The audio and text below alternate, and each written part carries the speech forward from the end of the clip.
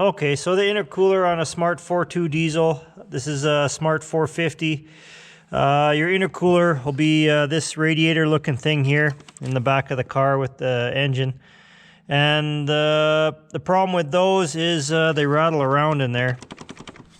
You know, you can see the intercooler moving as well as the fan shroud.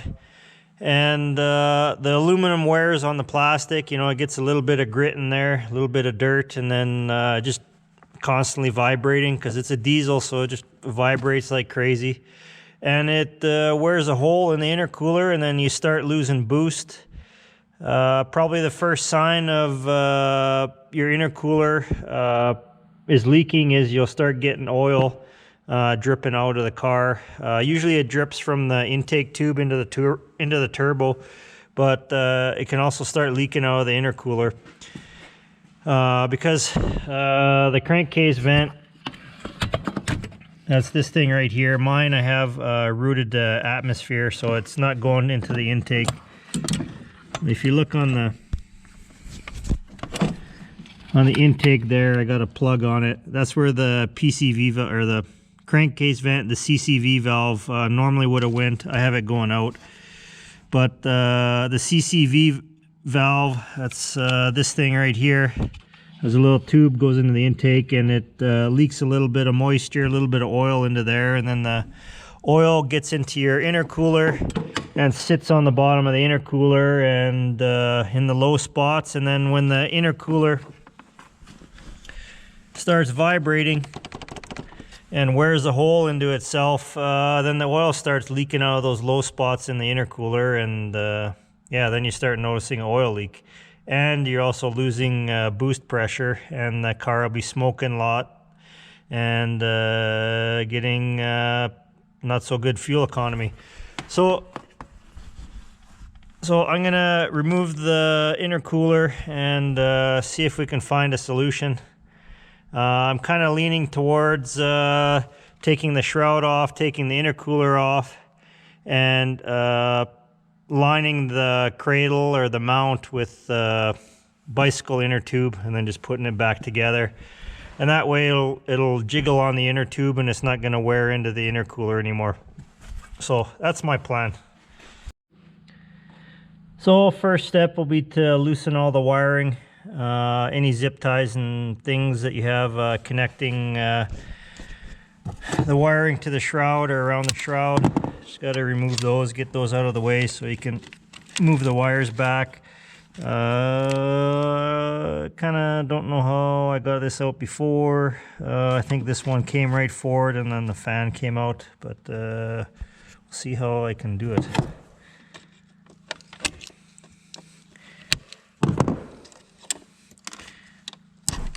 And yeah, careful with that. Don't break that off like I just did.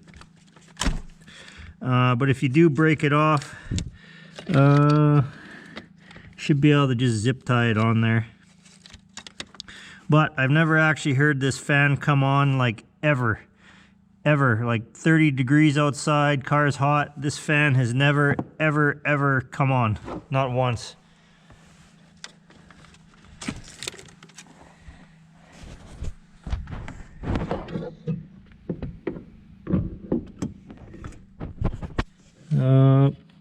EGR connection.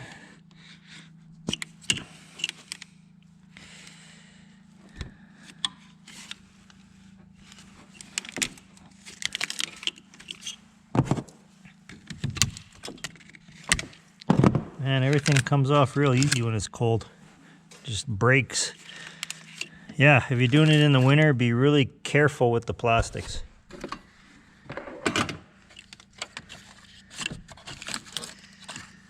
Oh, righty then.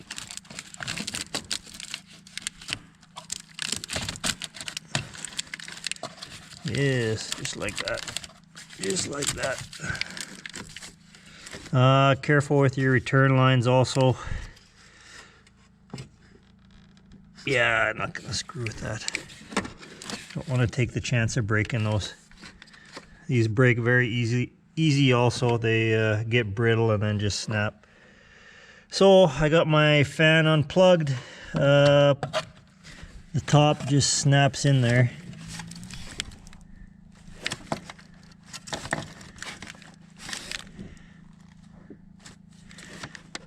So to get the top off, you just gotta squeeze those two little tabs together. What's easiest is to get a screwdriver behind there and then just, you know, push one, push two, I think, or a pair of needle nose, just squeeze it together and pull at the same time. So I'll get a screwdriver for that. I'm gonna have to put the camera down. Okay, never mind. Just pull it. There we go. So the top is unsnapped, and this fan can just come straight up. Maybe this big hose is best. And I just snapped it back in place. Damn it. But yeah, this hose is best to the back, and then just pull it straight up. Actually, both these. So this fan snaps in at the top, and it just has two prongs that slide in at the bottom. So unsnap the top and then just lift up on it. And then it's just a matter of fishing it out between the wires and the hose. I have my EGR blocked off, so I could probably just delete that hose too. That's the coolant hose going to the EGR valve, and then here's the return hose from the EGR valve. So that all that is doing is just cooling the exhaust gas before it goes into the engine. There's not really an EGR cooler on this thing, but there is a EGR tube. You know, you see one line connected to it there. That's coming right from the turbo or the exhaust manifold right into the EGR valve, which is right here. So if you block off your EGR valve, you could probably get rid of these two lines, or just cut them off here and then just put a splice, just a piece of pipe, and then just connect them to one another, and then you get them out. Then you can get them out of the way. But I didn't do that, so they're still there. Okay, so, and I'm gonna fish and wiggle this fan out of there. If you have to, you can remove the intake boot here. That's just coming from the EGR valve into the intake, and that might clear up some space, but it is possible to get it off without removing that. It's just very tight. Just be very careful with the return lines, or you'll be replacing them. Okay, so I got the fan coming out. It's a bit of a struggle. Turns out the best way to do it is with all the lines and wiring pulled forward, so nothing behind there. And then just got to carefully wiggle it up and then out from underneath there, underneath the hood, I guess. So once it's to that spot, then, you know, you just carefully wiggle it up. It's tight on the cooling lines with the electrical here. I guess to make that a little bit easier to come out, yeah, you could remove the air box. You could remove this intake boot or intake pipe or rubber hose, and that might give you a little bit more room. You could pull the EGR off too, but that's a little bit of work to do that. But I'm pretty confident I can get it out without removing any of that, and I'm trying to do as little work as possible. So I'm gonna try to remove it without taking anything else off other than the fan. Yeah, it's coming. It's coming. Just got to be careful of the bottom what it's scraping on, so it doesn't scrape up your intercooler if you're planning on saving it.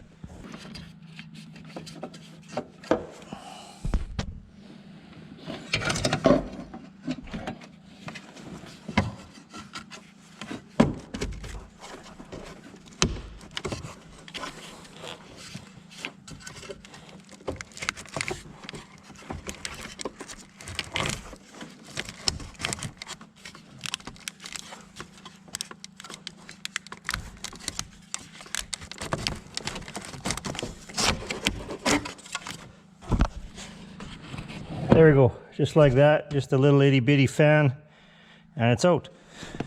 See, there's the 2 tabs on the bottom where it just slides in and then snaps in on the top.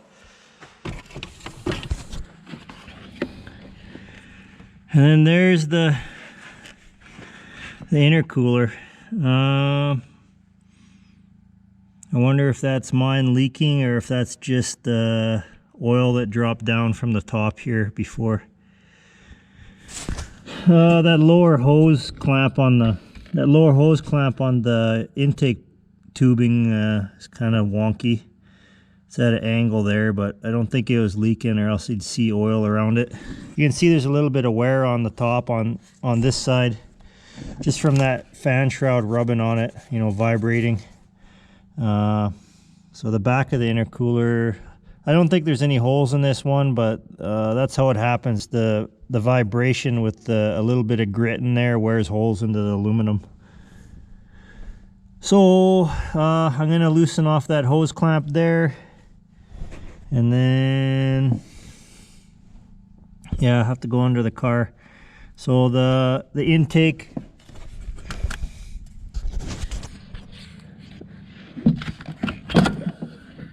so air going into the intercooler. So air going into the intercooler is on this side, and then it comes around and then goes, exits the intercooler from that side there, and then that goes up underneath the EGR valve here and then into the engine. So it's a pretty big setup for such a little engine. Like, that's a lot of volume for such a small engine. So, you know, one wonders if you can just remove the intercooler altogether, and then you just connect this pipe to that one down there. You just get a piece of exhaust tubing. I might do that and just see how it runs. So anyway, as you can see, the intercooler is loose. Try to do it without jiggling everything. You know, and that's how it is all the time. The car is running and that's vibrating, jiggling back and forth, and that's where all the wear comes from. This is the driver's side axle shaft. Here's your intake air temperature sensor.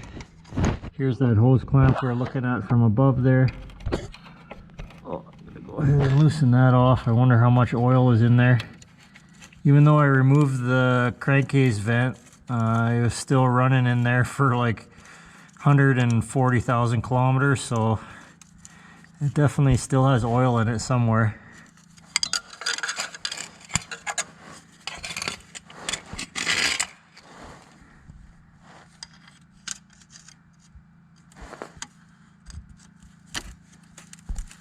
There we go, that one's loose.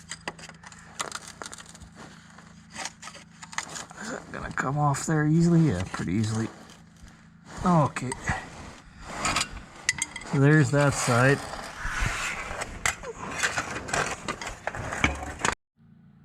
Okay, so what worked really good is the pliers to get the hoses off, because they're very stiff and they want to go back on as soon as you let go of them. That one's off. Ah, okay, there we go.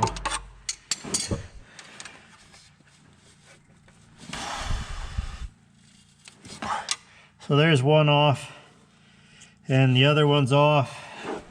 So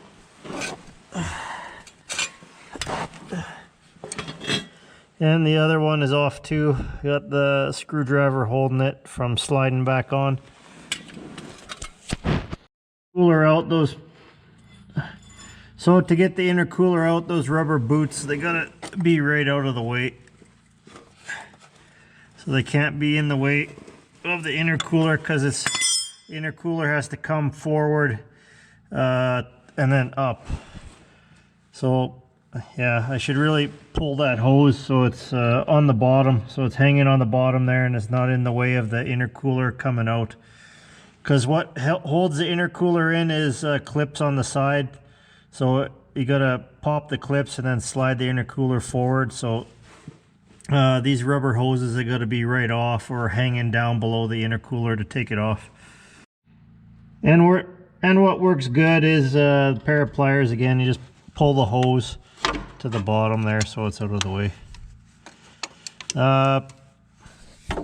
If you're going to replace the hoses, that would make it easy too. You just cut them and then pop them off. Look at that, there's oil leaking out of that intercooler. And I haven't had the crankcase vent in there for like months and months and months, and there's still oil in there. Okay, that one's loose. And for the other side, I just pushed the rubber hose right on top there. That seems to be the easiest position for it to be sitting. Those rubber hoses are pretty stiff and they're pretty hard to get off, but a pair of channel lock pliers really makes it easier. And if you keep working at it, eventually you'll get it. If you need more room to get in there, you can remove the exhaust and then remove the intake tube, and then it should be right behind there. You see there's the intake tube, and directly behind it is the intercooler. So yeah, I got the hoses off. Now go up top and try to snap that intercooler out. So if you look on the side of the intercooler, you see those tabs on the side there. I don't know if you can see that in between all the hoses. There's a tab there.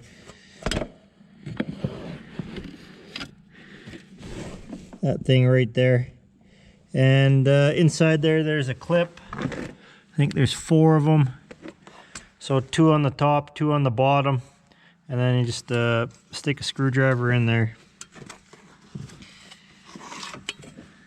And you hold the tab in. And you pull back on the intercooler at the same time somehow.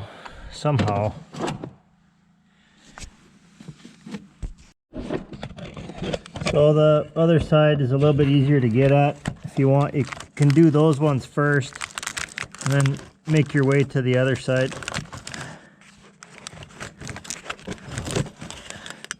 So see, you can see that clip there.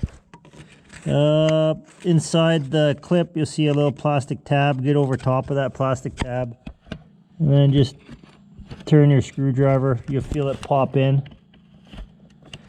I know I'm deforming the aluminum on there, but you can always just squish that back in later when you go to snap it in place.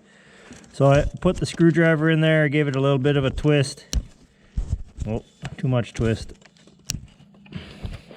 Okay, so it's twisted, it's holding the tab in, and now I can just pull out on the intercooler and it pops out of place there. So there, that top one is popped out. So now I'll try to get the bottom one. I'll keep my hand on the top here pulling out, and then I'll try to unsnap the bottom one.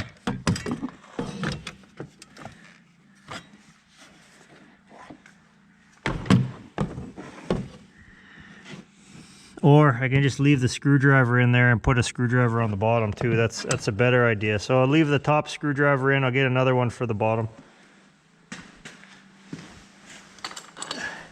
And I just have this little guy.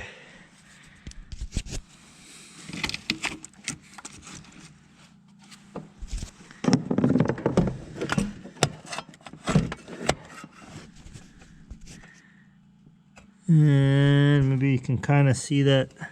The bottom one there. Insert the flat screwdriver.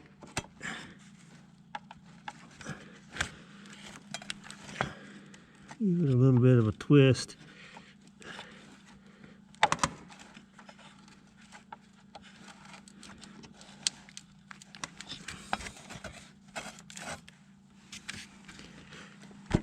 There we go. I got the one side popped out now. I should be able to just pull on it and it pop out a little bit farther. And then I can work on the other side, which is a little bit harder to get into, but not too bad.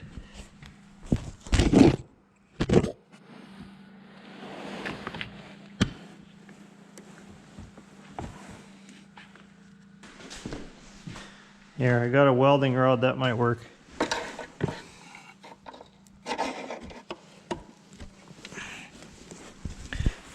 Yeah, welding rod makes it in there.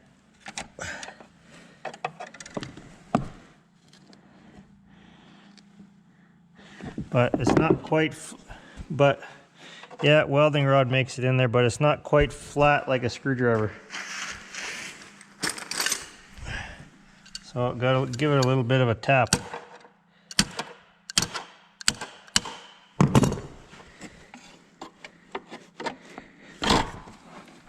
There we go. So welding rod should have depressed that last tang. So I got 3 corners out.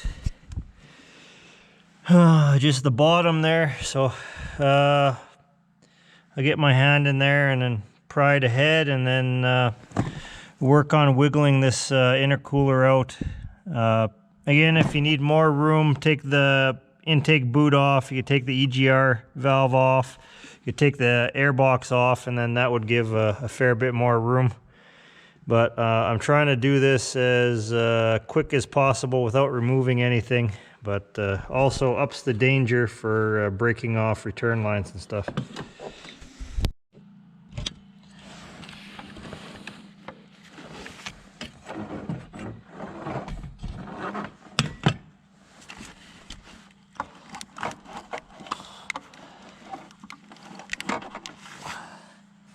Okay, I think I got it sliding out a little bit. I'm going to go underneath and try to pull out that bottom right-hand corner.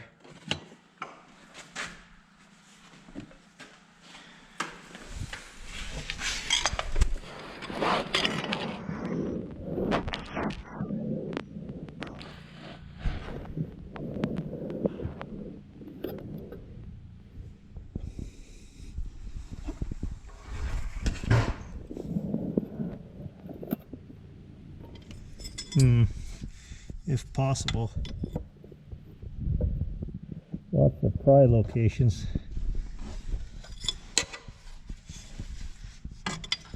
Lots of prying locations, not too bad. There we go.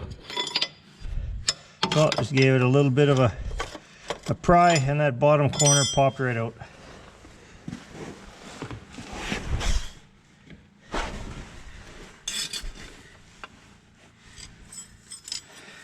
There we go. So I just gave it a little bit of a pry, and that bottom corner popped right out.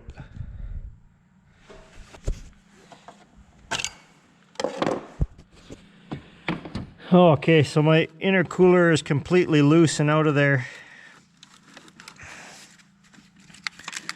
Careful now not to snap it back in place. And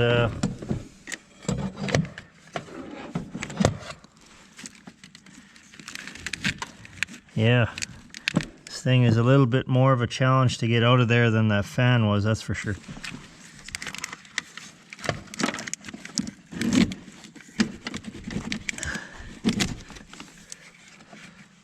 Okay,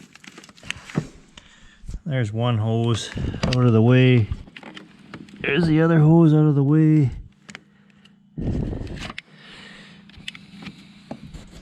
Yeah, I think I'm going to take this intake hose off.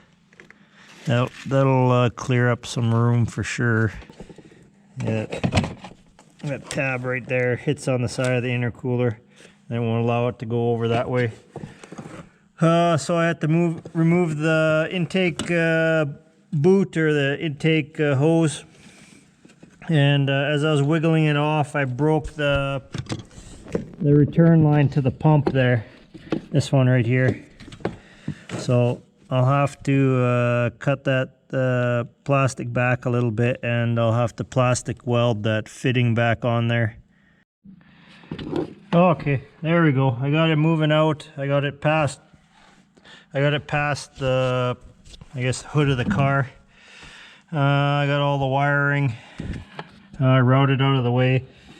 If you want to take a look at that just to see how I routed all the wires.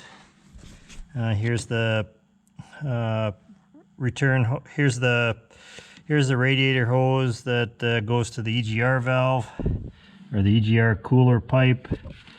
Here's that big fat electrical wire there, with the smaller one running that way. That's how I routed that one around there. Here's the return lines. The top one there, I had to unclip it back here, just very carefully unclipped it. And so I got the intercooler past the hard part, and then just straight up with it without catching the return line on anything.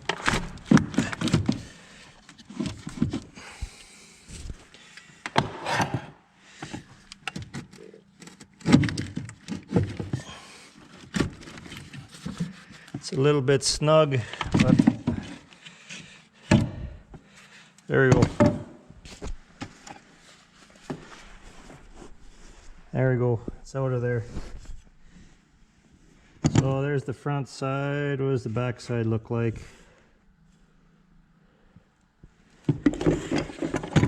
Back side's actually in, I want to say, okay shape. I don't see any wear marks.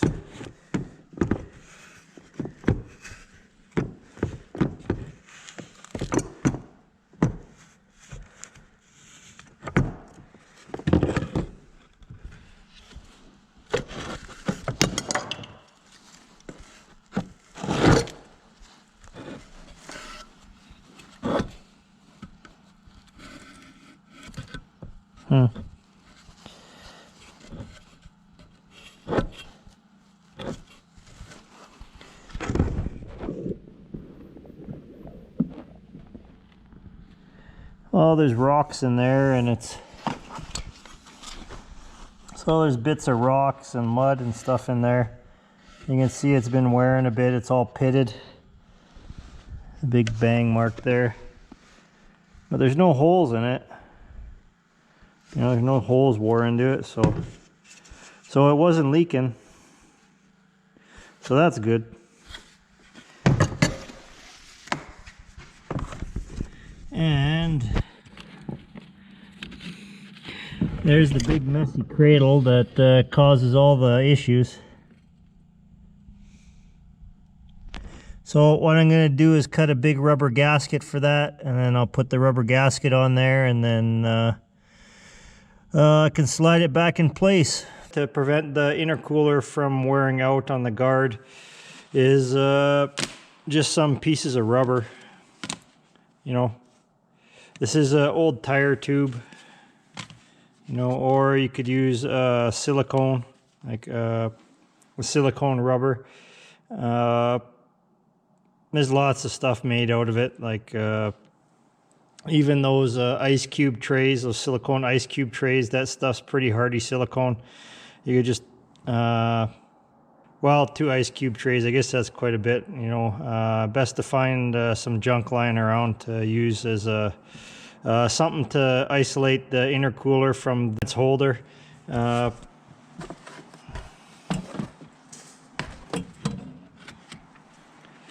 So this is a tire tube. The reason I did it in 2 parts is if you try to cut a tire tube into one flat piece, it doesn't want to do it. Tire tube is round. You know, see how it doesn't sit quite flat. I suppose it would work in one piece. Once it gets squished in there, it'll keep its form.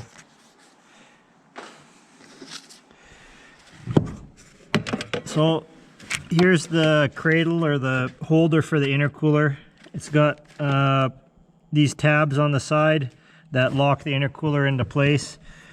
With your rubber gasket spacer, just make a slit where those tabs are, put it over the tabs, and that'll hold the rubber gasket in place, and then you just set the intercooler down over top. So there, I cut some slits in the rubber so it can fit over those tabs. There we go. Just like that. You see some of my tabs are broke off, but the tabs will hold the rubber in place, and then you can just slide the intercooler down onto that, and the rubber will keep a bit of a barrier between the intercooler and the shroud, or the mount for the intercooler. If you do have an intercooler and it has a spot wore into it, like a hole, and there's like a crack there, the best, you can repair that.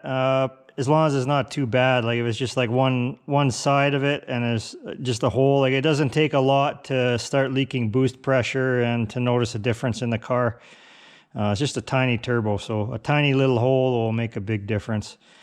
So if it does wear through, the best thing I think that you can do to repair that is just give this thing a good bath in the sink, lots of soapy water.